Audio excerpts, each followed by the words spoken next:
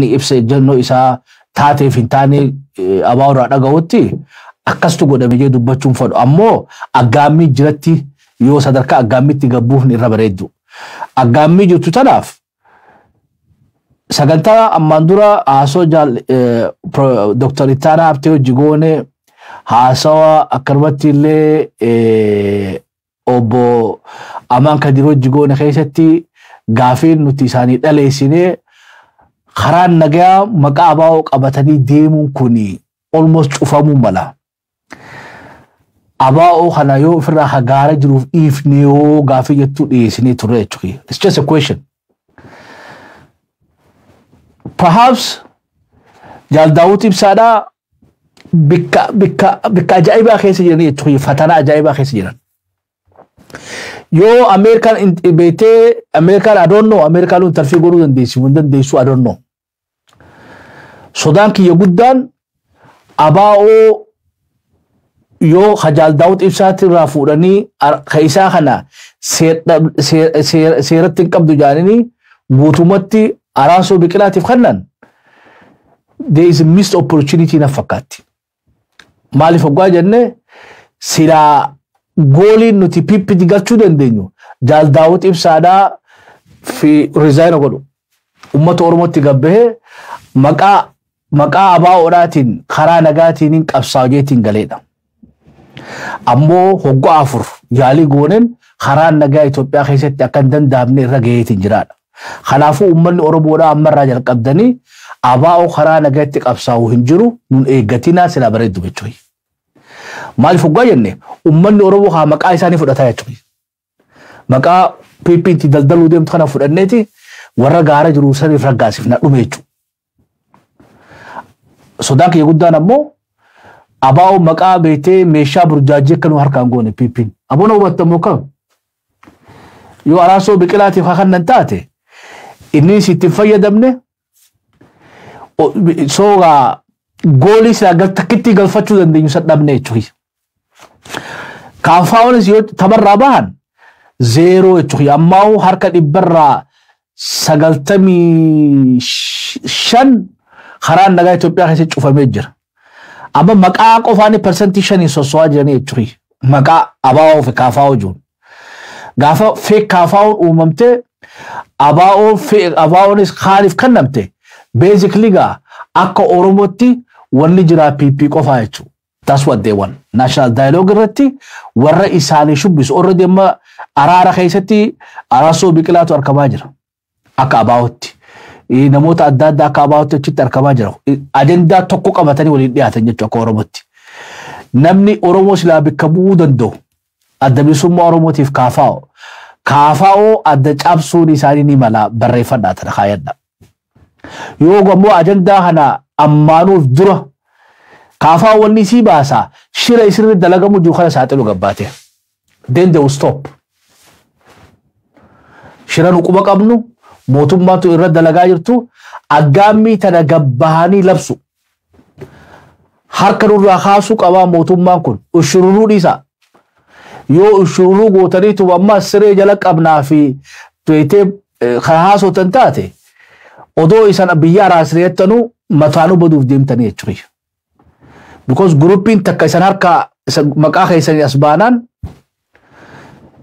burjaa ammas gaa kaafaawwas lamanut taate abaawwas lamanut taate uummanni Oromoodhaa gaa confusion hamaa keessa seena.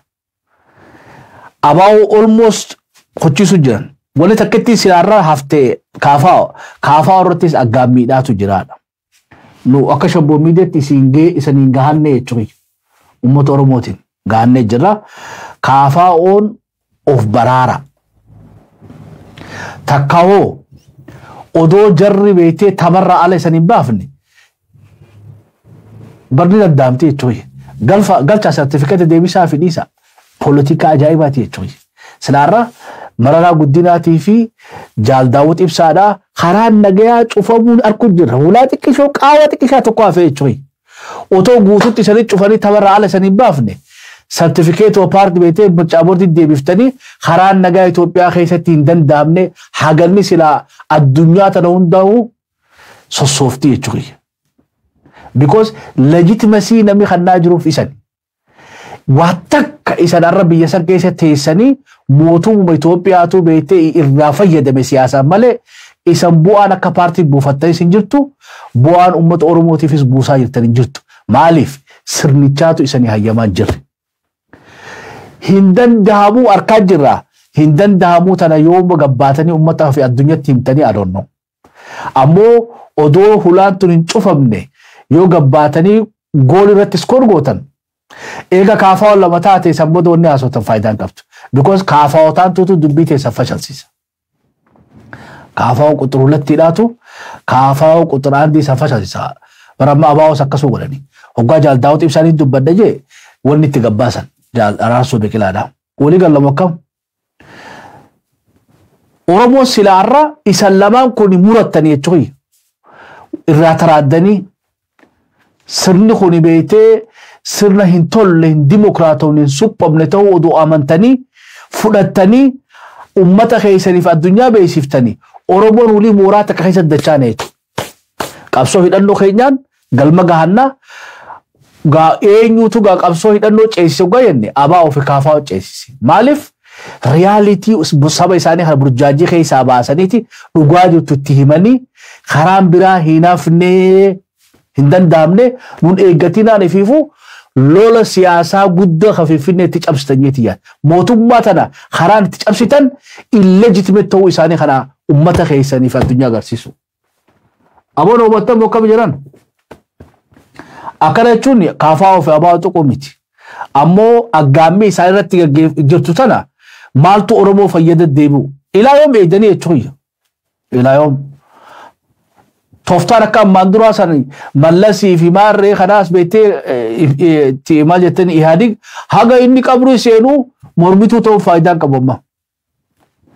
Naashinaal daayiloogi kana keessatti silaa waraana bilisummaa Oromoodhaa harkaa jiru. Yoo inni jiraanne isanii seenaa sanatti mul'atu already jettanii waan jettaniif you have to keep your promise uummata kanaaf. Sobar isa karaa lamaanuu rakkoo hamtuu keessa jirtanii jechuudha. Yoo inni mootummaan waraana wajjin teenye isanis hojii taa'uu hin dandeessan. Duuba bikka isan wajjin teenyetti kaafaa tolfataa jechuudha jennee Oromoo gowwoomsuudhaaf kaafaa lammata ammaan duraa bar Dr. Mararaa dhaaba irraa hatatanii maqaa jijjiiran jechuudha dirqame. Maqaa isaa paartii isaa harkaa fuudhanii kannaniif ambar geemii kana maaliif waan dabre irraa baranneen beeku.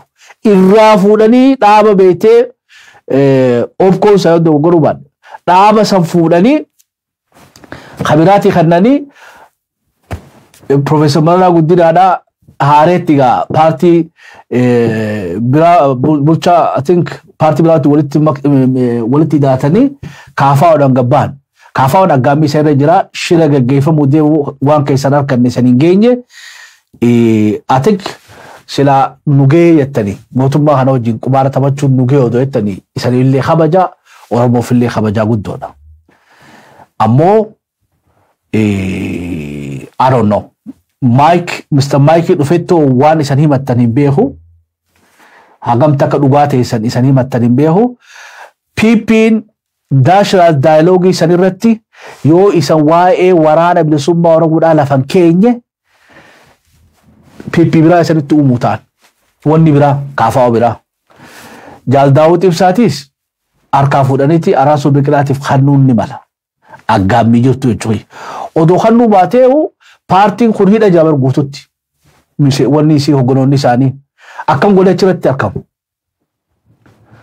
Korri sabaa miseensi korra sabaa guututti hidhaa ta'ee nama sadiini duba akka dhaabaa kanatti Oromoo bikka buutanii murteessitanii. Bar jarana maaliif reality accepting goone I don't know. Mootummaan tu karaa nagaa kana isanii hayyamutti hin jirtu barnuti karaa nagaa hin jiru miti. Ammoo karaa san isan dhokkatu jirti mootummaan tun. Otoo isiin beeytee kanumaanuu silaa geemii xiqqoo harkaa jijjiirtani. Haal dura keessan lafa keessanii yoo naashinaal daayiloogi kana duratti waraanni bilisummaa Oromoodhaa akka hirmaatu hin goone yoo hoggoloota adda bilisummaa Oromoodhaa gadi hin dhiifne qeeroo fi qarree hidhaa jirtu gadi hin dhiifne taate nuti waan beetee karaan nagaa hin jirreef sartifikaatii keenya isaniif deebifneetuma ifirraa teenyaa. Seenaa ajaa'ibaa dalee danduba silaa. sila kaafaawwan dheeyxeetu sartifikeeta mircaa booddiidhaan hin danda'amne karaa nagaatiin qabsaa'uun hin danda'amne nuti umrii tanaan illee gaara dheeyne saniin hin jennu nagaan teenyaa uummata Oromoo bira kunoo sartifikeeta keessa paartiin keenya irra kaafaawwan irra booda hojii irraa baanee jira. Abaa'oonis odoo irraan fudhanne dhaqee yoo keessan bargoolii ajaa'ibaati piipila galchitanii jechuudha. Ammoo yoo maqaa kanarraa taraaduu diddaniituma qatee isan taate isanis itti fayyadan Oromoo si fayyadan ammoo piipil lubbutti isan taphattiidha. Aboon hubattamu kam meegaa haala juulaallee ati hora sabaa irra goonuu si beeku nuti ammoo maquma kanaaf ni illee callawee jechuudha. Kaafaa'oo fi abaa'oo karaa nagaa kan jirretti akkanatti xibbaa xibbee eeguu piipil itti taphattu garaan na dadhabee jechuudha. Garaan na dadhabee mee irraa wal mari'adha. Qabxii ittaan tuutti nu dabarsi jaalmarroonis haasa'uu godhaa jira. Haasa'uun jaalmarroodhaa waa'ee araara biyyoolessaas deemutti ifa gala. Wanni jaalmarroon jechaa jiru maali? Yoo mootummaan tun nagee kan barbaadu taate nuti qophiidhaadha. Haasa'uu nagaatiif is good akkasii haasa'uun san.